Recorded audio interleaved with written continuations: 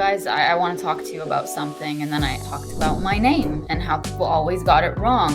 Whenever somebody mispronounces it or even asks me, I will say, call me whatever, it doesn't matter. If you want to call me Anna, even, you could go ahead. There's nothing wrong with me correcting people when they say my name wrong. You're absolutely correct. You are given a name for a reason. People should pronounce your name correctly. Today, we are honored to have the inspiring Najwa Zebian with us, a Lebanese Canadian activist, author, speaker, and educator. Najwa has made an indelible impact on countless lives through her writings, speeches, and innovative digital school, Soul Academy. With a mission to heal souls through words, Najwa shares her own experiences of displacement, discrimination, and abuse, and empowers others to build a home within themselves. I've always been way too mature for my age. Grade 12 calculus was so easy and everyone in my class was struggling so much. And I'm like, I learned this stuff in grade 9, Do you still write with paper, pencil, pen, or are you now just using keyboard? Oh, I do everything. Everything, all of the above. Now I'm really enjoying voice to text. It's so therapeutic.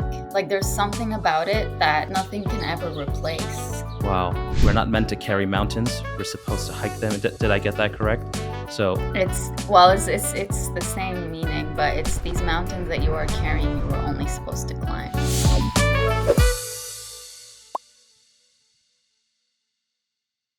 The Avenue of the Strongest is a podcast dedicated to exploring the lives and experiences of the most inspiring individuals from around the world. Each episode features interviews with fascinating guests who share their insights and wisdom on a variety of topics, including education, impact, motivation, health, and learning. Here are your hosts, Anayet Chowdhury and Vlad Suleiman. Najwa, it is an absolute pleasure getting a chance to speak with you. Thank you so much for your time. Likewise, thank you for having me on, and I'm really looking forward to this conversation. Of course. First thing I wanted to ask you and kind of start off, I love your name, by the way. It's a very beautiful name. But this, I don't know if you noticed my name over here.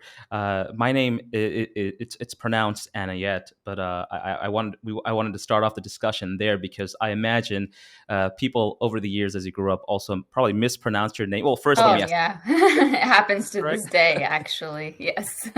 Yeah. I get Najwa, I got Najwa, I get Naiwa, I got Nawa. I just get everything. Back in the day, but I'm assuming you typically did not. Would you correct them with the correct pronunciation of your name or no? No, I never did. And what really woke me up to the fact that I needed to do that was years after I arrived in Canada. So I moved to Canada when I was 16. Long story short, my family started out here, then moved back home. I was born there. We all came back. So I would say maybe 6 or 7 years after I arrived, I was supply teaching. And the school that I normally supply taught at was mostly ESL students. They had a huge ESL student population.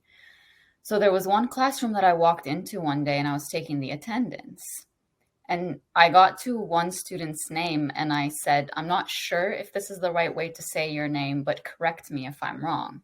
And I said this student's name and she said, well, it's fine if you said it that way. And I said, no, tell me how to say your name. She was like, it doesn't matter. No one really cares. The teachers always get it wrong. And you could tell that she was shocked that a supply teacher cares that much about her name.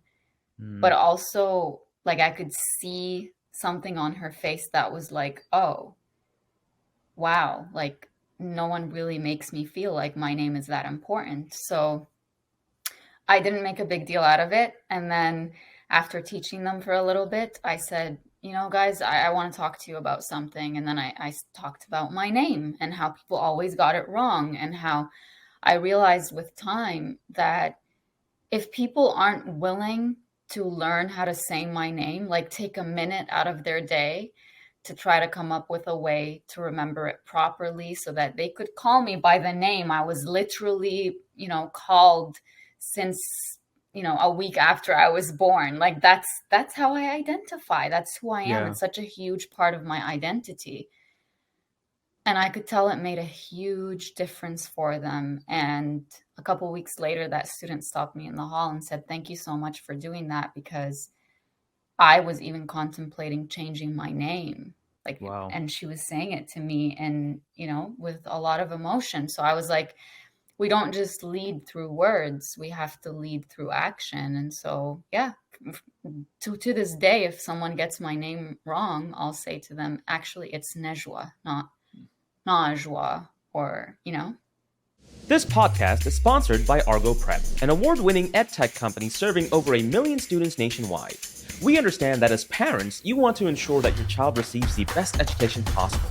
Say hello to ArgoPrep. With over 15 plus educational awards earned in just the past year, ArgoPrep's platform offers your child video lessons, quizzes, drills, printable worksheets, and more. Best of all, your ArgoPrep subscription comes included with 4 comprehensive digital workbooks that cover all 4 subjects: math, ELA, science, and social studies. Visit argoprep.com today and start your free trial.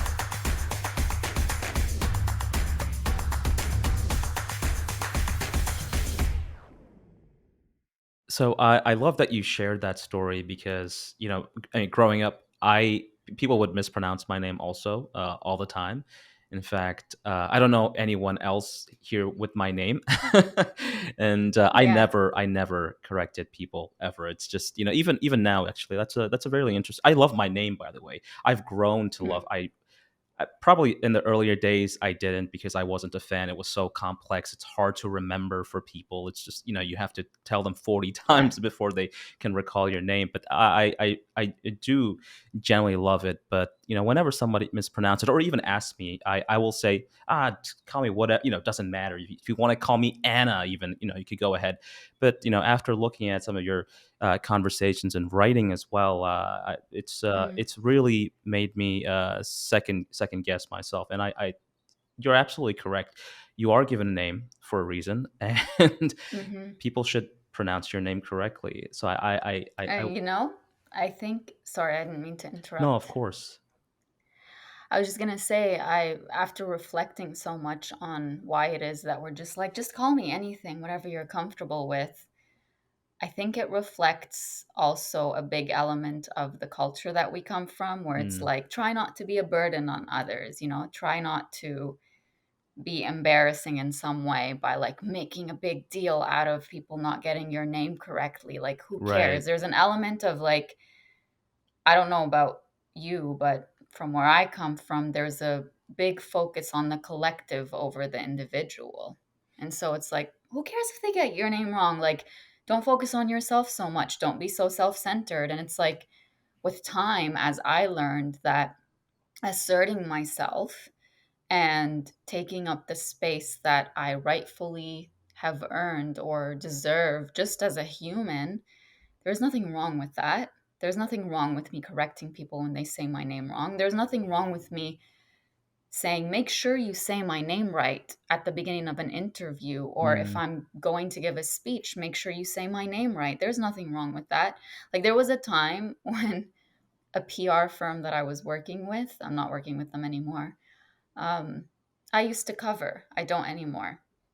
I met with them in person, okay? Not having been covered at all, they'd never seen me that way in person. right, And then I see an article come out, and it was through them, like through their efforts. And there was a picture there of me covered, and they had submitted that photo. And I was like, excuse me? Like, and I had that inner dialogue of like, do I say something? Do I not yeah, say something? And then I did. I spoke up and I said, you should represent me properly. And this is not proper representation. And in doing that, I'm not going to lie, I felt this inner, like, who are you? Like, mm, you don't speak to people this way. But I've been taught that speaking up for myself is wrong. And in learning to advocate for myself, I realized that if I don't advocate for myself, I can't expect anyone to advocate for me, truly. Like, yeah, in the grand scheme of things, the world, the government, whatever, you should be given the rights that you need. You should be given the advocacy that you need. But if you don't think you deserve it, it might never make a difference for you. Yeah, this is such a powerful conversation, and so this is why actually I'm really excited to get to speak with you today because I can understand a lot of this because my parents are from Bangladesh. We come from the same religious background, which is being a Mm-hmm. Muslim, Mm-hmm. and culturally, I'm going to assume here, and I'm probably accurate in saying this, that our culturally we're also very similar in that sense. Yes, growing up, my Yeah. mom and my parents told you it's really the opinion of the general public as opposed to the individual, and yeah, you're taught to not advocate for yourself, even men, maybe, but from my personal experience, we were never raised even as a man, because there are stark differences between just being a boy or a girl growing up in our culture, but we were taught to never speak up for ourselves. It's okay, so we'll get more into that. But so I understand that you of course grew up in Lebanon, correct? And then you moved to Canada, Mm-hmm. and in fact, if I'm not mistaken, you moved to Canada on your 16th birthday, your actual birthday. Is that Yes. I had that really disgusting cake on the plane. that's a pleasant birthday experience.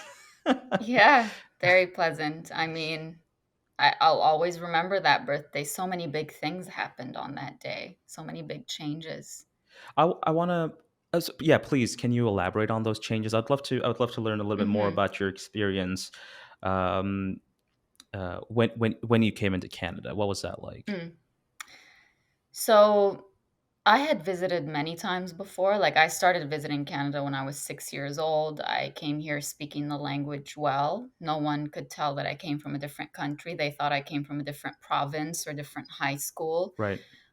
Because my mom spoke to me in English. My cousins who were born and raised in Canada, moved to Lebanon, would also speak to me in English. So I was fluent coming here. That wasn't an issue, but everything else was an issue. And it really helped me understand that when it comes to teaching language to students, it's not just about teaching language. When it comes to integrating ESL students into classrooms, it's not just about the language. There's so much more to it. So, now obviously I'm starting to talk about other people, but I'm going to go back to my perspective as a 16-year-old. I honestly felt like I was in a brand new world, even though I had visited here so many times. It was just for the summer. But now knowing that I was going to live here full time and go to school full time, and there was no going back to speaking to people in my first language. Now I'm listening to English all the time and I'm Right. responding in English all the time. I'm thinking in Arabic, but I'm speaking in English. So that was a huge shift. And also, I came from a place where I lived in a very tiny village in Lebanon, went to an Islamic school that had very heavy religious education, and schools there in general are very hardcore, Right. academically speaking. So school was so easy for me. Like, Hmm. grade 12 calculus was so easy, and everyone in my class was struggling so much. And I'm like, I learned this stuff in like grade 9, you know? Like, so to come to a place where education wasn't as central to my life as it was in Lebanon, Right. that was a huge shift. I started working immediately because I knew that I was going to university and I was going to be paying my way through it. Um, Culturally and religiously, everything was different. Like, I would see my friends in grade 12 or people I knew in different classes, they were dating. They'd been in relationships, Mm. some of them for years. And I'm like, I'm not allowed to date. It's not even something that I ever Right. thought of. Like, and in Lebanon, I don't remember ever using the word date in Arabic at Yeah. all. Yeah. Um, so there was a lot of exclusion that I felt. I couldn't put the words to it, obviously, but I just felt very different. I felt very, um, it was really us versus them. Yeah. Like, me and my family, the way we think, the way we believe, is just so different from everyone else. And so there was an element of exclusion, but there was also an element of, I need to protect myself from being exposed to all of this because this is what I used to hear about back home. Right. Like, you need to Right. protect yourself from being in environments like this. So there was a big inner conflict to have at such a young age, at Yeah. 16, to be going through all of that. It was a huge shift. And ultimately, what it led to was extreme isolation, which was very painful.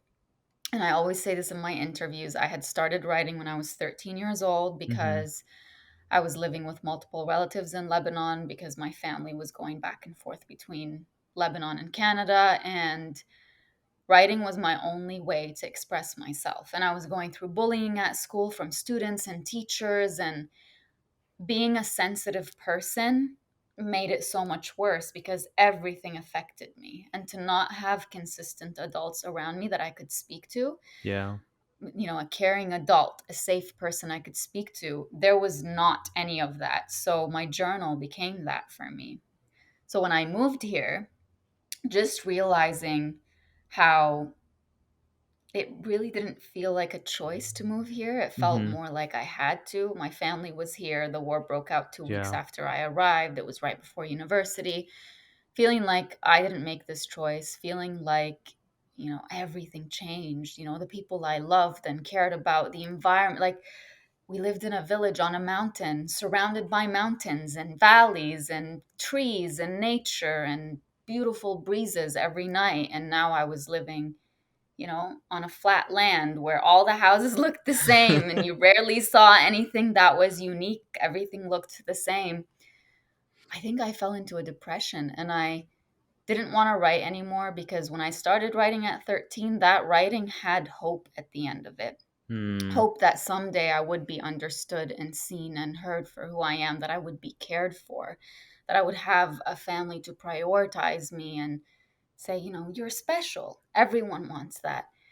But after arriving here, there was no hope because I couldn't see a brighter future. It Right. was like doom for me. So anytime I wrote, I just felt even more depressed, because that writing stopped at the place where I became aware of how hopeless I was and how in pain I was. And so I just decided I didn't want to feel that pain anymore, and ripped up my journal and didn't write for the next several years. So many things ended at 16 on that airplane Yeah.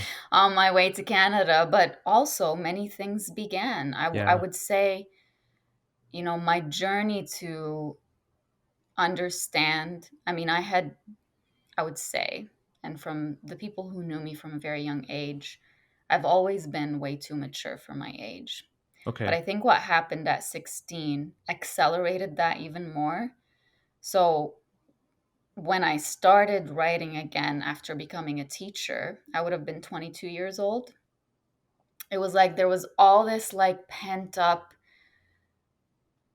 reflections and realizations and logic and emotions, and they came with such intensity that I couldn't stop writing even if I wanted to. Like, it was Hmm. all there Yeah. inside of me, just waiting to get permission from me to say, all right, well, we're sitting down and writing this. And I don't know how I did it. Yeah. I was teaching full time. I was doing my master's in education full time. I was tutoring after school and going to school after school, like after teaching during the day. I was tutoring on weekends, and I was also teaching at Saturday school for like 3 hours. And, that's not a small chunk of time Right. to prepare and everything.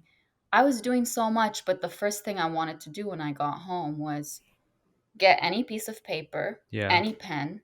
It didn't matter how many people were around me. I was still living at home at the time. My family was there, my brothers, their kids. I just sat wherever and completely muted the world around me and let the world within me just flow. Hmm. And so I would say that began probably when I was 16.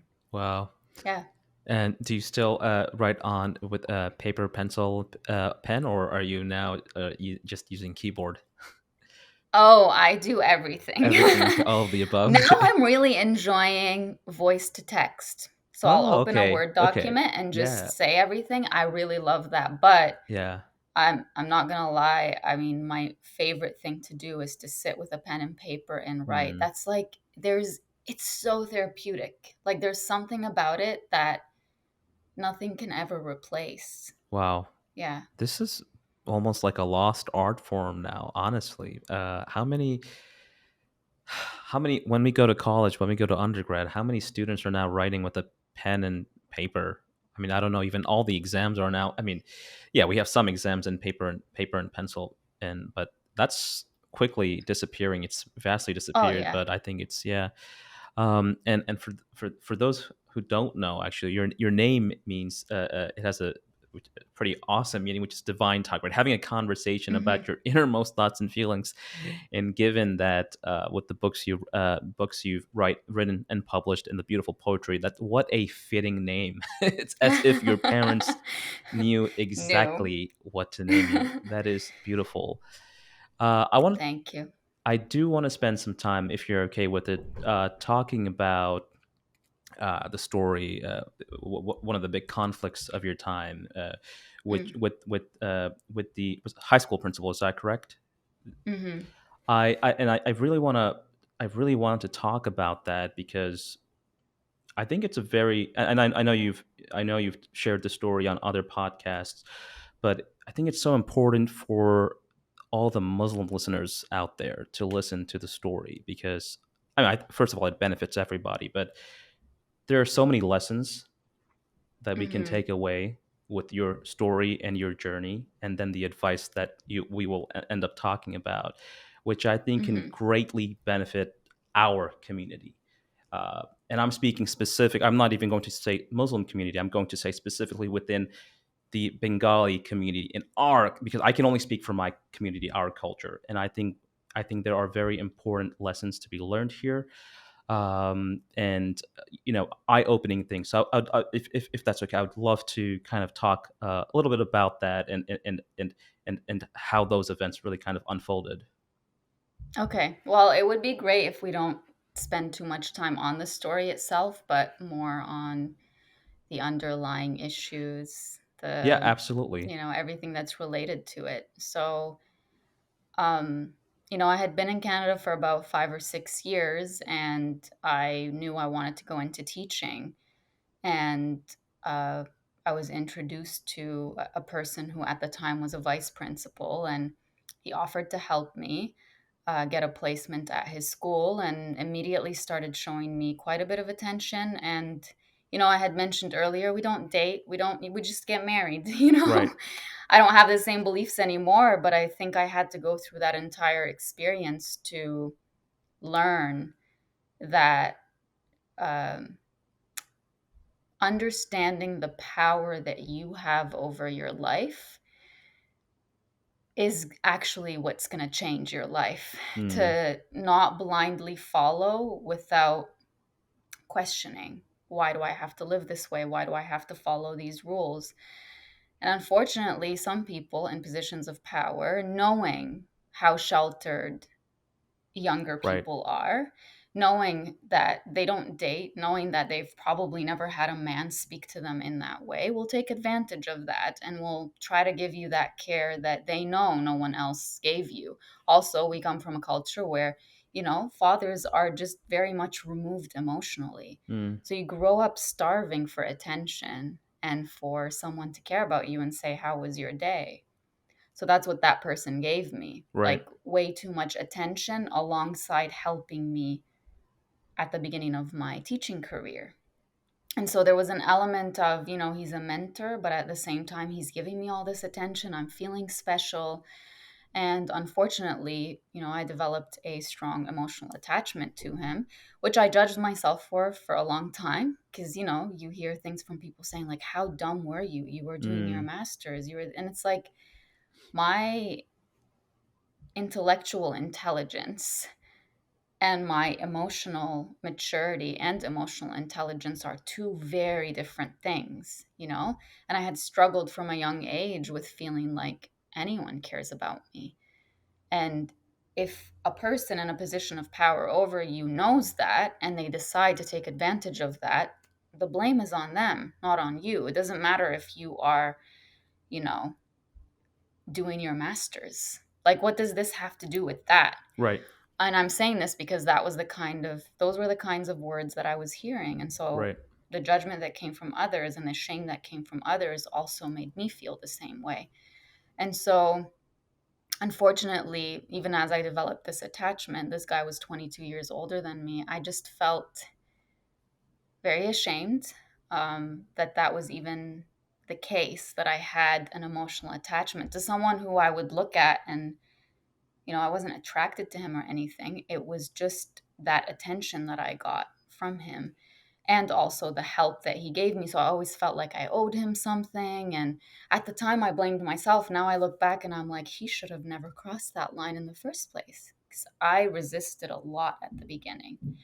So with time, unfortunately, it turned into him asking me for money, and I gave him money. And Mm-hmm. then and once I stopped giving him money, it turned into, um, you know, he just wanted nothing to do with me anymore. And I was struggling emotionally. And also at the same time, like, what is he going to say about me to other principals? What is he going to say about me to other teachers? And so I was stuck in a very bad place because of a dynamic that I myself wasn't at fault for. Mm-hmm. So for anybody listening,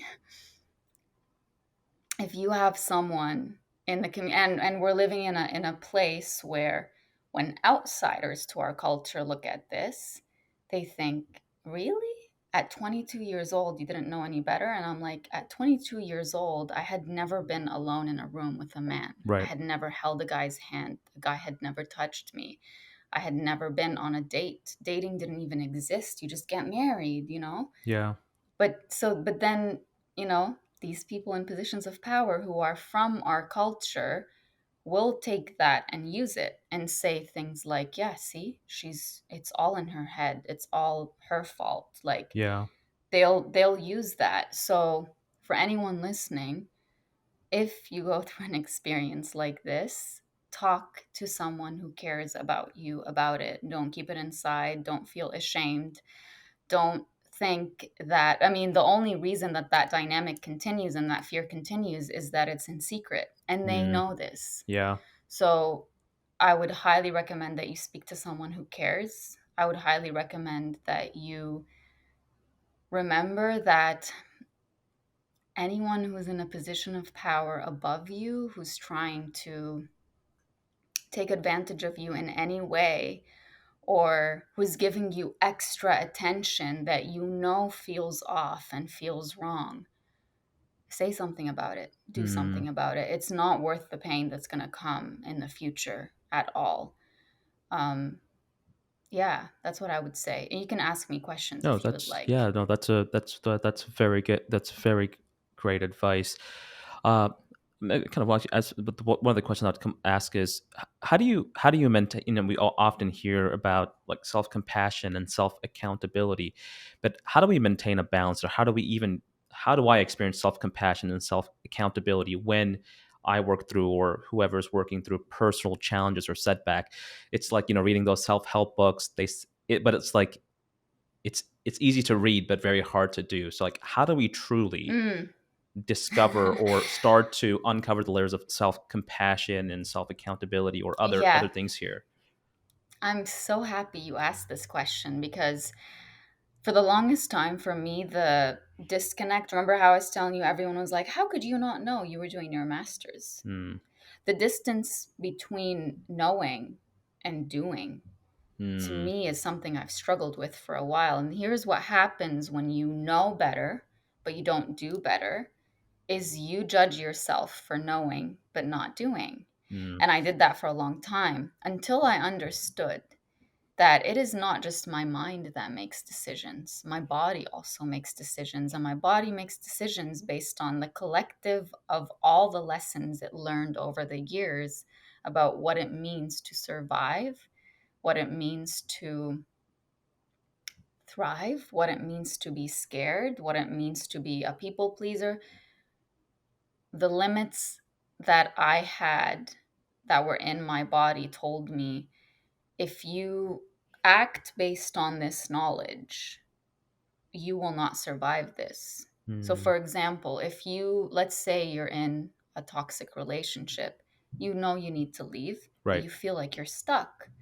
So, there's something that tells you if you lose this attachment with this person, you're not going to survive. It takes you back to childhood traumas or even like adult traumas that you went through where you feared abandonment so much.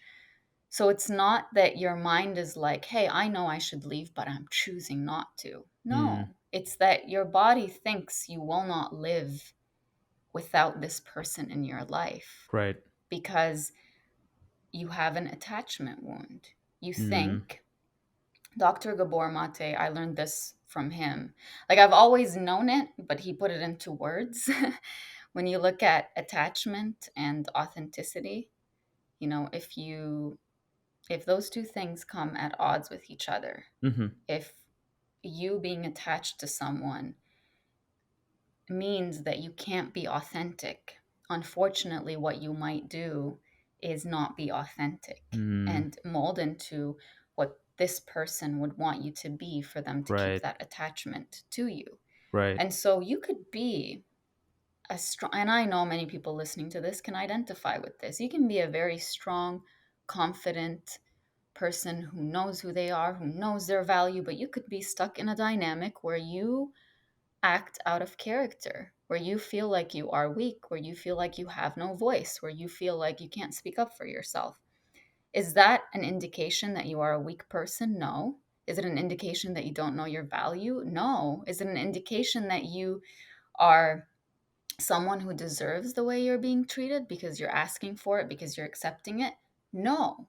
It's an Mm. indication that you are in the wrong environment. It's an indication that you have an attachment wound. It's an indication that you are around someone or someone's who make you feel like the price of you staying in their life is you not being yourself. Mm. So once you're able to see it that way, then you can say, oh, poor me who's sitting here on the inside, I think that I wish this person or these people would see me for who I am and love me for who I am and respect me for who I am. But really, it's that little me that never Right. healed sitting inside saying, I wish you would see me. I wish you would hear me. I wish you would give me the love that I deserve, because now you're at an age where we have the power Mm. to do that.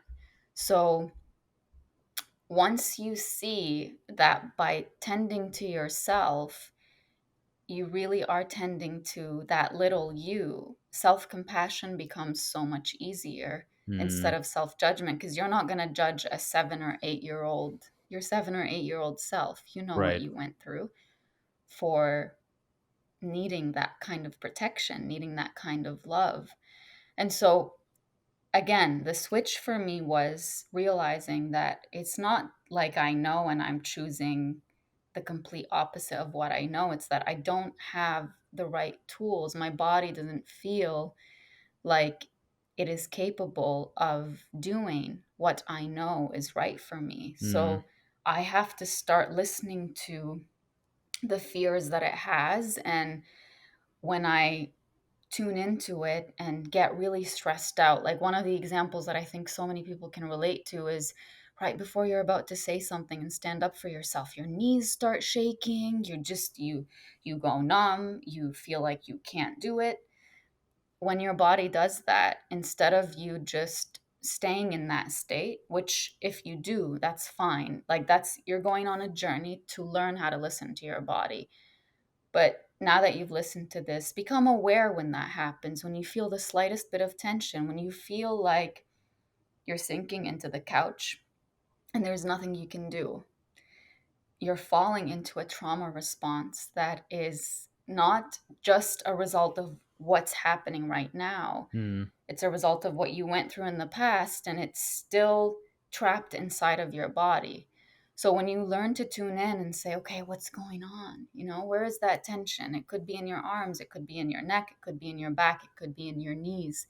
When you start tending to that place in your body will be like, oh, you're with me. Like, Mm. I can trust that when I talk to you, when I give you a sensation, you're actually going to listen to me. And that's what brings you back to yourself. That's what brings you back into alignment. That fogginess that you feel Yeah.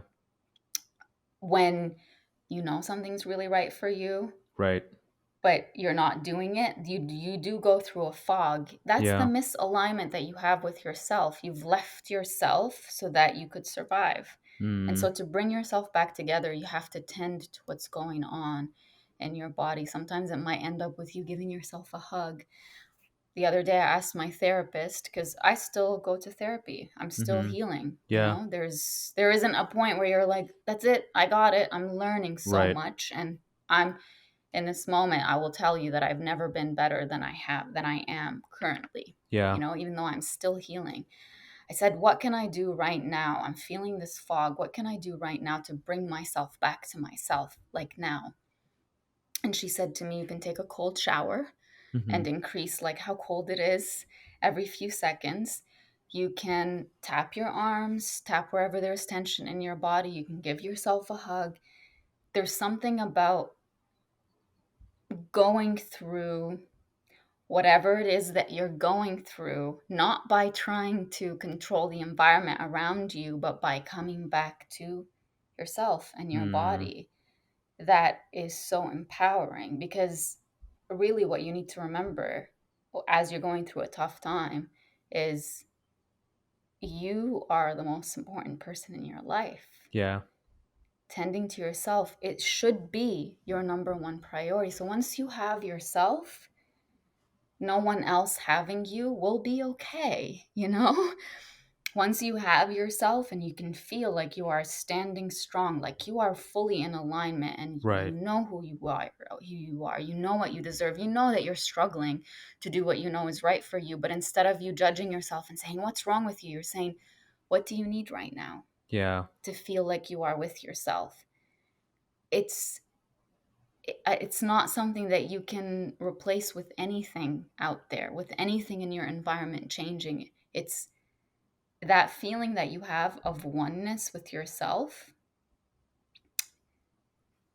It doesn't exist with judging yourself or shaming Mm. yourself. Yeah. That's self-compassion.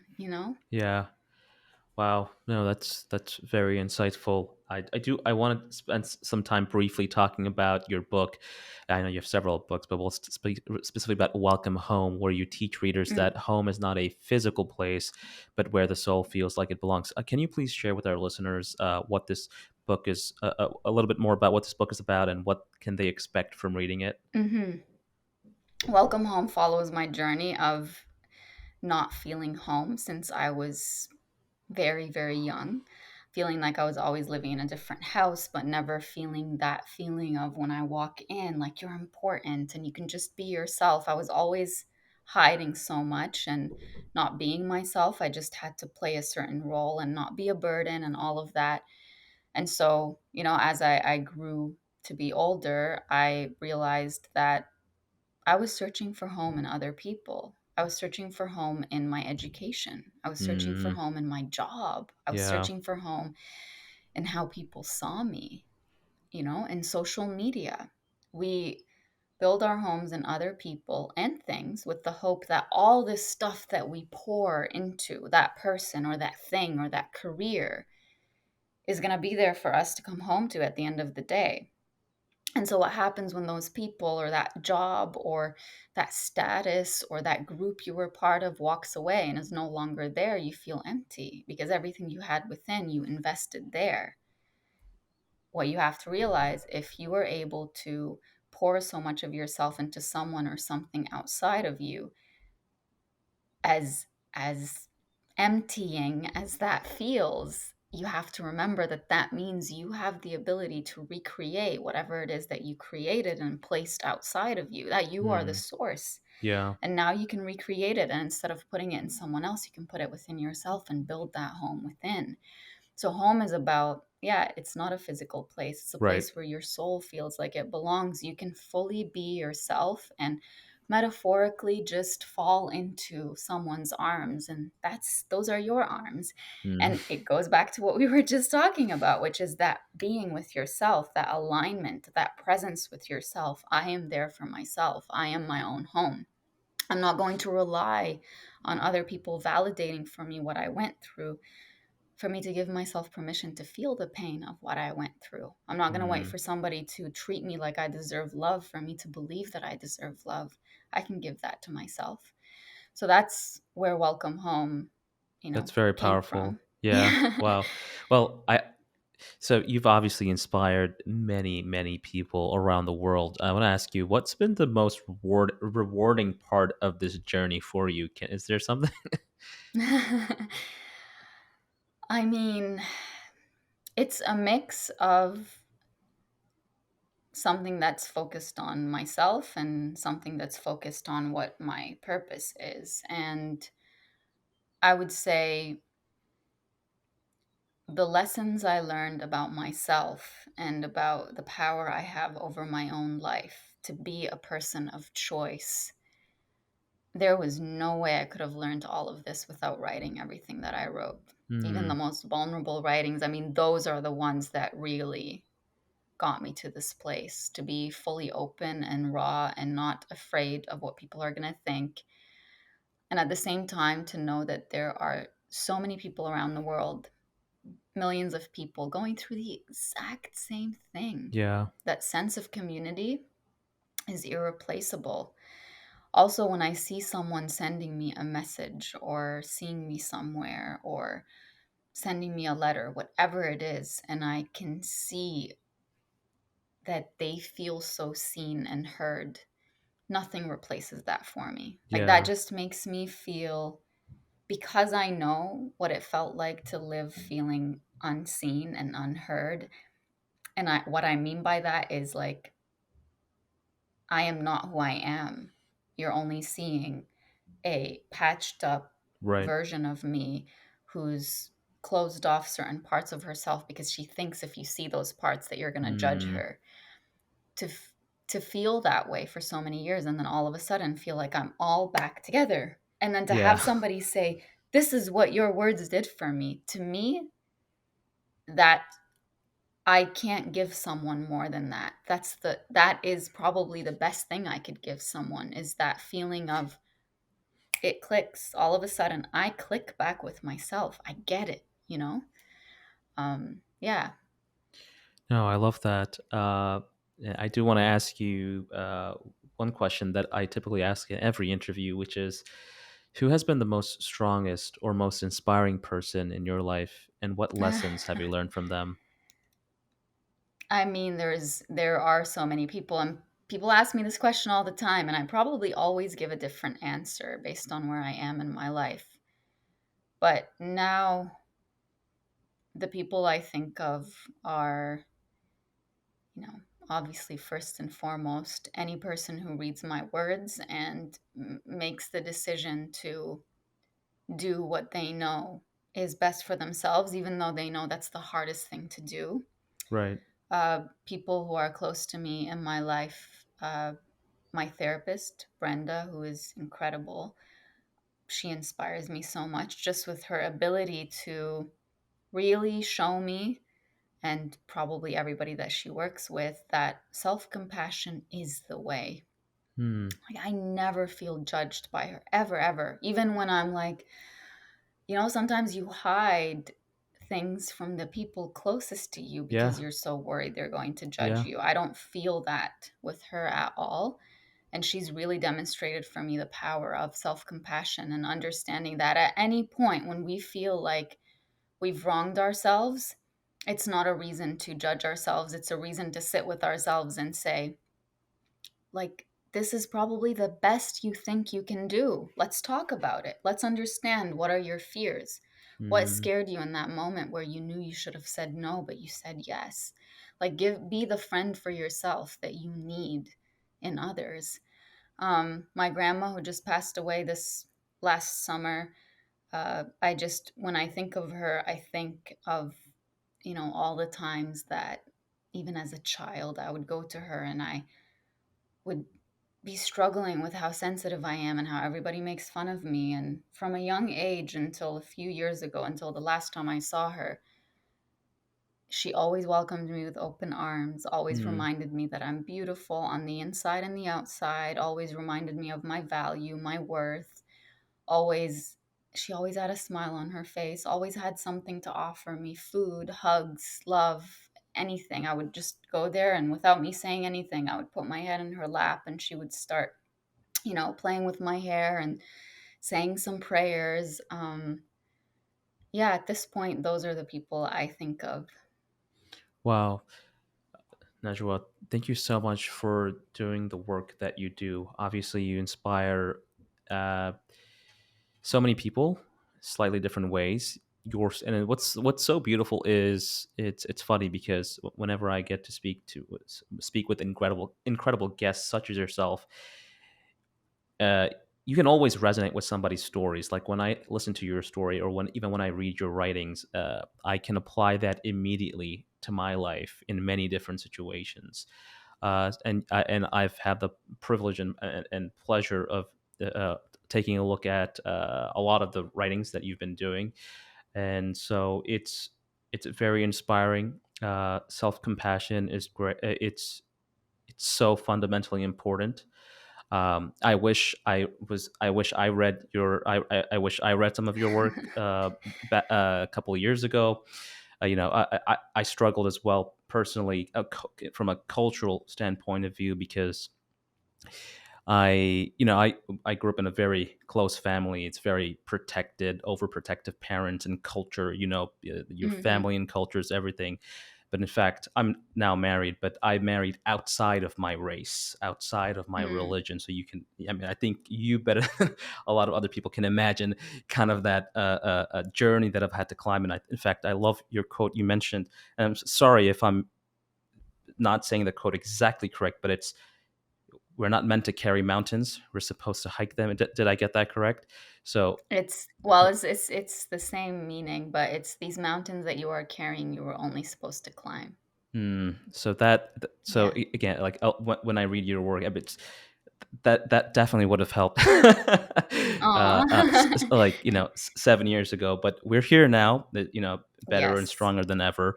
And as you said, Hmm. yeah, you never stop healing. You don't just wake up one day and say, "Okay, great, perfect. I'm done. That's I'm it. there. I'm done. I'm there." Yeah. Yeah. So Najwa, thank you so much for your time, your thoughts, and discussing a little bit about your journey and your work. Can you please let our audience know where can they find you or more of your work? Is it on Instagram? Is it Mm. a website? Please let us know. Well, first of all, thank you for all your kind words, and thank you for having me and having this beautiful conversation with me. I'm sure there will be many more. Yeah. Um, and I salute you for the courage that you had to marry someone outside of your culture. I know how hard that must have been. We will talk about it in the future. My work is everywhere. It's on Instagram, TikTok, Facebook. It's just my name, Najwa Zebian, NajwaZebian. And I'm actually coming out with an audiobook original called Conversations on Letting Go. And it's coming out in 3 weeks, I think. Oh So by the wow. time this is out, it will probably be out. But this is the most real and vulnerable I've ever been because most of it was unscripted in the studio. And it just coaches you through letting go of anything and everything that you're holding on to. So that's what I'm really excited about in the near future. And yeah, all of my books, you can find them through, searching my name. Wow. I look forward to, yeah, this. By the time this comes out, it will be very close to that date, if not, 1 or 2 days Hmm. afterwards. So please, I definitely look forward to listening to that. It's an audiobook version, right? Is that correct? Yeah. Yes. Okay. Thank you so much. This podcast is sponsored by ArgoPrep, an award-winning edtech company serving over 1 million students nationwide. We understand that as parents, you want to ensure that your child receives the best education possible. Say hello to ArgoPrep. With over 15 plus educational awards earned in just the past year, ArgoPrep's platform offers your child video lessons, quizzes, drills, printable worksheets, and more. Best of all, your ArgoPrep subscription comes included with 4 comprehensive digital workbooks that cover all 4 subjects: math, ELA, science, and social studies. Visit argoprep.com today and start your free trial.